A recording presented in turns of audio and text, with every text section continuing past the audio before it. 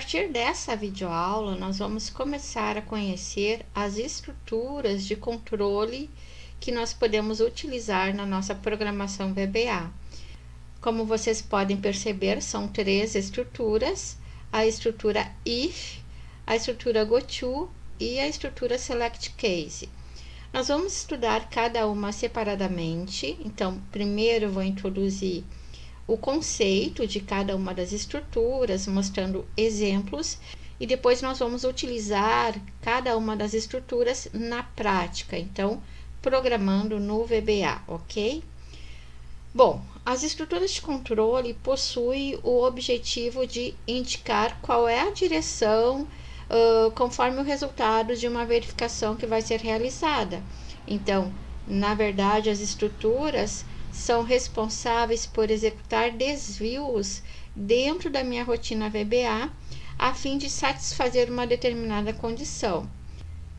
A primeira estrutura que nós vamos conhecer é o if, e como vocês vão perceber posteriormente, o if é muito utilizado na programação, porque é através dele que eu vou escolher entre um caminho e outro. Então, o if serve para determinar qual o caminho que será seguido, dependendo do resultado de um teste lógico. Ele é bastante parecido com a função se no Excel. Na verdade, if em inglês significa se, certo? Bom, o if tem esta estrutura aqui, if, then, and if, e ele pode ter essa variação, if, then, else, and if, ok? Então, aqui nós temos um exemplo de como fica a estrutura. Então, if, determinada condição, then, instruções, and if, ok? Então, se a condição que eu especificar aqui for verdadeira, vai ser executado esse grupo de instruções que eu tiver aqui entre o if e o and if.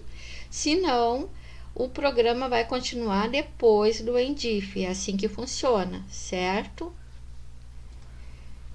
Aqui nesta imagem, nós vemos exatamente como estava exemplificado anteriormente. Então, vejam, aqui seria o teste lógico, que se for verdadeiro, vai disparar determinadas instruções, e se for falso, vai ir lá para o final do meu if, ok? Aqui nesse slide, nós podemos ver outros exemplos de como pode ser a estrutura if. Então, nesse primeiro exemplo, se a condição for verdadeira, o código entra nesse bloco de instruções, executa e vai lá para o final do and if. Agora, se essa condição for falsa, ele não vai executar essas instruções, ele vai cair aqui no else e vai executar esses comandos e posteriormente cai no and if, certo? Então, por isso que nós dizemos que o if é uma forma de desvio dentro do nosso código-fonte, ok?